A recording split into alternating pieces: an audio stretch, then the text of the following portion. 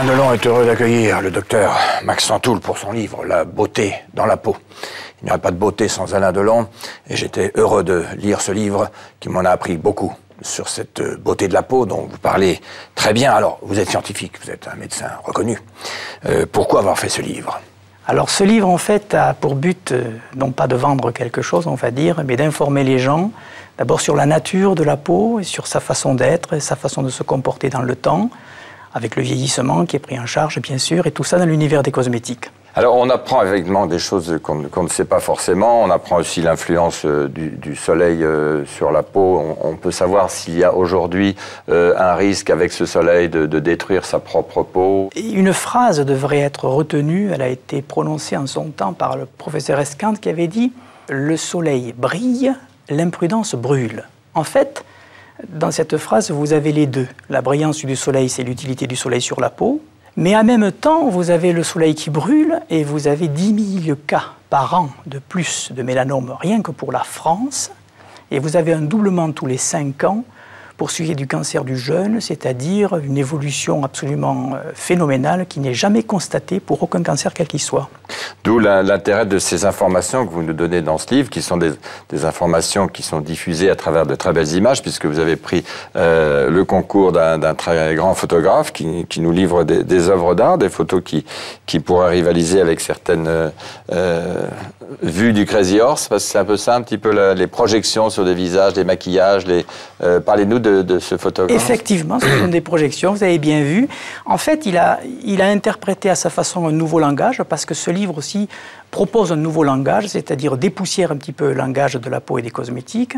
Louis Descamps, donc, a choisi de projeter des vidéos, comme vous le dites, sur des peaux plus ou moins maquillées de mannequins. Donc, il fait aussi l'interception par un visage d'ange statique, on va dire, d'une dynamique, ce qui est aussi le propos de votre livre. Exactement. Je voudrais vous proposer les efforts de certains humoristes à faire passer toutes ces cures d'amaigrissement, par exemple, qui font partie aussi de la beauté pour certaines femmes. Donc, les cures d'amaigrissement, c'est un sketch de Muriel Robin et Catherine Blanchard, et puis on reparle de cette beauté dans la peau avec le docteur Max Santoul dans un instant. La beauté dans la peau, c'est le livre du docteur Max Santoul avec tout sur la peau, en fait. On peut tout apprendre dans ce livre. On peut prendre conscience de cet organe qu'est la peau et qui est un organe à part entière. C'est pas, comme vous dites, une enveloppe simplement. C'est quelque chose qui vit. Est-ce que la peau est négligée selon vous?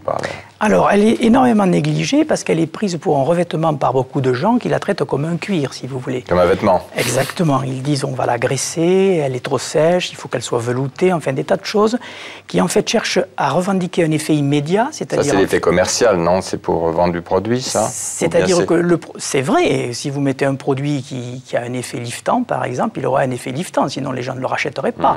Mais ça veut bien dire que c'est lui qui s'approprie l'effet et que ça n'est pas la peau.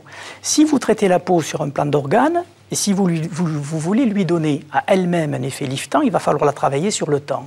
Et lorsque vous la travaillez sur le temps, les gens ne sont souvent pas contents parce qu'ils n'ont pas un effet immédiat. Voyez où se situe la difficulté du problème. Quelles sont les plus anciennes manifestations des cosmétiques? Bien avant même les civilisations mésopotamiennes, on trouve une cosmétique qu'on va appeler de l'embellissement. Par exemple, si on remonte à plus près de nous, Cléopâtre prenait des bains de lait d'ânesse qui étaient en fait de l'acide lactique. Puis après, vous arrivez au XXe siècle, donc il faut sauter, voyez, 4000 ans plus tard, 5000 ans plus tard, vous arrivez à une époque où on pourrait parler de l'anti-vieillissement, qui n'est pas un vain mot. C'est-à-dire que vraiment, les cosmétiques et certaines méthodes peuvent lutter contre le vieillissement, avec notamment les protections, comme par exemple les protections contre le soleil, et en même temps, les réparateurs, par exemple, des radicaux libres. Bien, la réparation donc et la protection, on peut parler d'envieillissement. Eh bien, dans le XXIe siècle, nous entrons vraiment dans le rajeunissement. Alors, c'est dur à dire parce que c'est sans artifice ou avec un traitement particulier? Eh bien, par exemple, les nouvelles découvertes sur les cellules souches sont assez extraordinaires. On ne peut plus parler d'anti-vieillissement, là. Vous avez aussi, par exemple, des actions sur certaines molécules enzymatiques qui sont proches du noyau, qu'on appelle les sirtuines, par exemple. Ces choses sont capables... Là, vous parlez très scientifique, mais c'est expliqué un peu plus clairement dans votre livre. Oui, mais pas pour les gens qui s'intéressent aux cosmétiques, parce qu'ils voient ces termes écrits, ils se demandent pourquoi. Mais vous avez en fait, on va le dire simplement, des conversations sympathiques entre ce qu'il y a à l'intérieur de la cellule et son noyau. Eh bien, ces conversations arrivent à dire à la cellule « Veuillez rajeunir, s'il vous plaît ». Et elle rajeunit. Alors, on en arrive au terme de vieille peau. Est-ce qu'une peau ne peut pas devenir un jour une vieille peau? Malheureusement, je pense que c'est un peu fatal. Souvent, on a des stratagèmes justement pour réparer ça.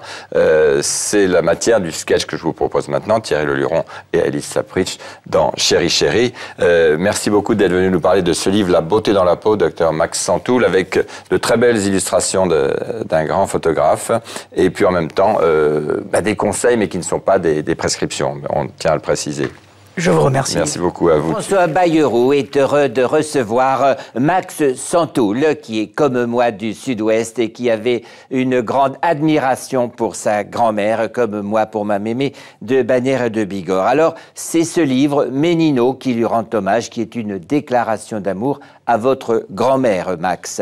Comment est venue, de la part du médecin que vous êtes, l'envie de faire ce roman? Alors, je vois que nous avons des liens communs, l'attachement à sa grand-mère. D'abord, le prénom, le nom, Ménino, vient d'un occitanisme qui veut dire, en gros, ma petite mémé chérie. Et c'est cette fusion entre l'amour d'une grand-mère et un enfant qui m'a donné, le jour de sa mort, ce retour en arrière, qui m'a montré tous les efforts qu'elle a pu faire pour essayer de sauver un enfant d'un destin qui n'était pas gagné d'avance. Alors, vous avez eu cette résilience, c'est-à-dire un destin un peu tragique au départ, avec la perte de son père, etc. Donc une enfance difficile quand même. Voilà. Alors, aidé par cette grand-mère qui vous a fait... non seulement aidé, mais soutenu, guidé. C'était vraiment, comme je dis, c'était mon repère. Le terme est presque freudien. Alors, elle vous a aidé, elle vous a guidé. Est-ce que sa disparition a été pour vous un départ ou une fin? Alors, sa disparition a été d'abord le constat que sa présence m'était nécessaire. Lorsque les gens disparaissent, c'est ce veuvage qui vous montre la distance que vous aviez avec eux. Et c'est pour la retrouver que vous avez écrit ce livre de mémoire? Exactement. Donc pour la retrouver, il faut faire jouer la mémoire. Il y a un gros travail de recherche sur la mémoire parce qu'il y a des mémoires qui se convoquent et il y a des mémoires qui vous convoquent. Alors on vous compare, certains lecteurs de votre livre, à Proust par rapport à cette recherche du temps perdu. Est-ce que vous vivez avec le temps perdu ou vous avez fait un trait? Alors c'est flatteur. Effectivement, la lecture de Proust, personnellement, m'a donné envie d'écrire, curieusement. Certains auteurs vous donnent envie de les admirer, et d'autres vous donnent envie de les admirer et aussi d'écrire. Céline, par exemple, me donne envie de l'admirer, et puis Proust me donne envie de l'admirer et d'écrire.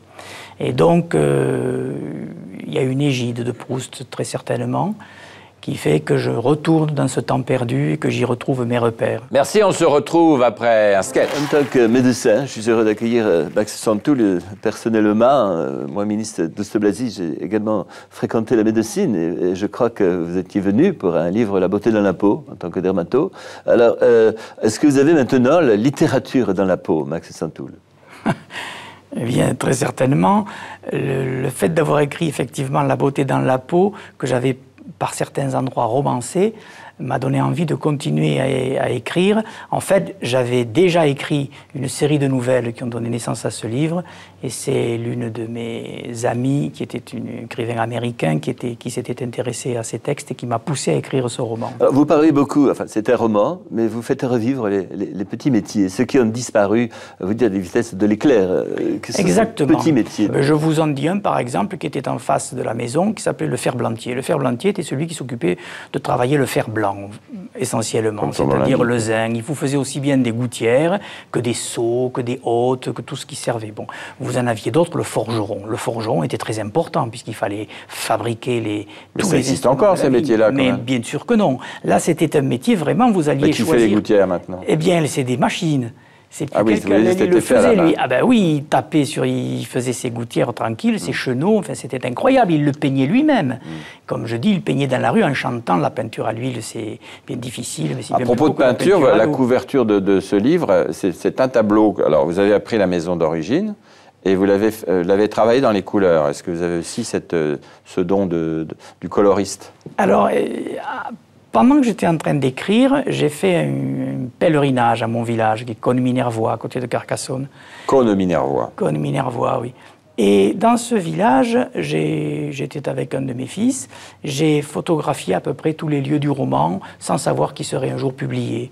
Et puis, comme il y avait une grosse difficulté pour arriver à trouver une couverture qui fédère l'équipe de direction éditoriale, j'ai proposé cette photo parmi tant d'autres, et il se trouve qu'elle a été choisie sans qu'il sache qu'elle était de moi, et sans qu'il sache quelle était la réelle porte de la vraie maison du roman. Ça, c'est une conversation avec elle, un petit peu, que vous avez fait dans ce livre. Exactement. D'ailleurs, la suite du titre est « Ménino, je suis venu te dire que je t'aimais », parce que j'ai vraisemblablement pas eu le temps de le lui dire autant que j'aurais voulu. Merci beaucoup, Max Santoul. Ménino, donc ce très beau roman, premier roman, mais qui présume de la suite. Merci, Max Santoul. C'est moi qui vous remercie.